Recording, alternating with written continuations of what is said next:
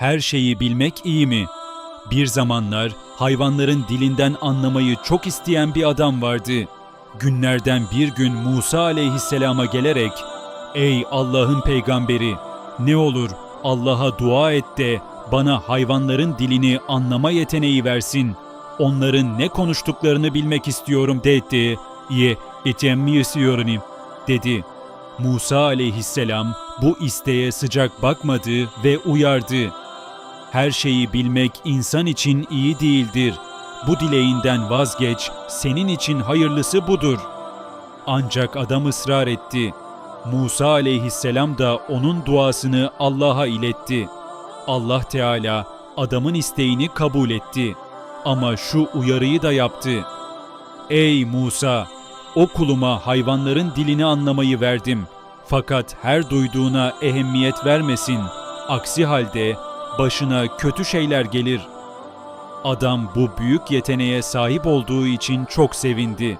O günden sonra her hayvanın ne konuştuğunu anlamaya başladı. Bir akşam ahırda hayvanlarını yemlerken öküz ile eşek arasında geçen bir konuşmaya kulak misafiri oldu. Öküz eşeğe şikayet ediyordu.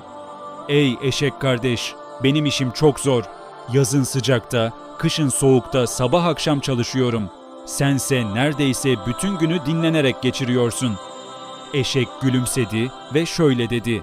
Ahmak olma, sabah yem yeme, kendini hasta göster. O zaman seni çifte koşmazlar ve birkaç gün dinlenirsin. Öküz eşeğin tavsiyesine uydu. Sahibi sabah ahıra geldiğinde öküzün hasta olduğunu görünce onu çifte koşmaktan vazgeçti. Ancak adam bir çözüm buldu. Öküz çalışamazsa yerine eşeği koşarım.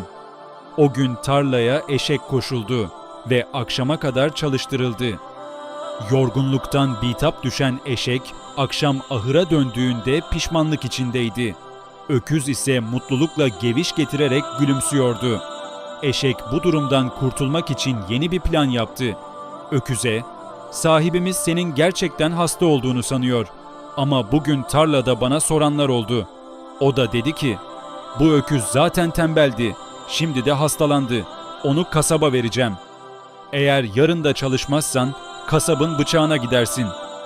Öküz korktu ve ertesi sabah tarlaya gitmeye razı oldu. Adam hayvanların konuşmalarını dinledikçe eğleniyordu. Bir sabah horoz ile köpeğin konuşmasına şahit oldu. Horoz, "Efendimizin öküzü yarın ölecek.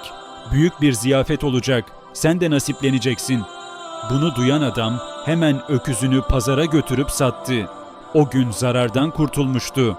Ertesi sabah köpek horoza sordu. "Sen yalan söyledin. Hani ziyafet?" Horoz gülümsedi. "Öküzü sattı ama merak etme. Efendisinin kölesi ölecek. O zaman mutlaka yemek verilecek." Adam bu konuşmayı da duyunca hemen kölesini pazarda sattı. Ancak bir gün sonra köpek tekrar horoza çıkıştı. "Yine yalan söyledin. Ne ziyafet var ne yemek." Horoz derin bir nefes aldı ve şöyle dedi. "Efendimiz öküzü satarak beladan kurtuldu. Kölesini satarak ikinci beladan da kaçtı. Ama şimdi onu bekleyen son bir şey kaldı. Yarın kendisi ölecek." Bu sözleri duyan adam büyük bir korkuya kapıldı. Hemen Musa aleyhisselamın yanına giderek yalvardı. "Ey Allah'ın peygamberi, horozun söyledikleri doğru mu? Ben gerçekten yarın ölecek miyim? Bunun bir çaresi yok mu?" Musa aleyhisselam derin bir iç çekerek şöyle dedi. "Sana en başta söyledim. Her şeyi bilmek sana fayda değil, zarar getirdi. Eğer öküzünü satmasaydın, onun ölümüyle beladan kurtulacaktın. Köleni satmasaydın, onun ölümü senin yerine geçecekti. Ama sen başkalarını düşünmeden sadece kendini kurtarmaya çalıştın. Şimdi ise kurtulabileceğin kimse kalmadı." Adam büyük bir pişmanlık içinde başını eğdi. Bilginin sorumluluk getirdiğini, her şeyin bilinmesinin insan için iyi olmadığını çok geç anlamıştı. Bu hikayeden çıkarılacak dersler, her bilgi fayda getirmez. Bazen bilinmeyen şeyler insan için daha hayırlıdır. Gereksiz bilgilere sahip olmak insanın huzurunu bozabilir. Kaderin akışına fazla müdahale etmek zararlı olabilir. İnsan sadece kendi menfaatini düşünerek hareket ettiğinde kaderin dengesini bozabilir. Bilginin sorumluluğu vardır. Bir şeyi bilmek, onu doğru şekilde kullanmayı gerektirir. Yanlış kullanıldığında bilgi zarar verebilir. Hırs, insanları yanılgıya sürükler. Kendi çıkarını düşünen kişi bazen farkında olmadan daha büyük kayıplara sebep olabilir. Güven ve tevekkül önemlidir. İnsan her şeyi bilmek yerine Allah'a güvenip tevekkül etmeli ve elinden gelenin en iyisini yapmalıdır.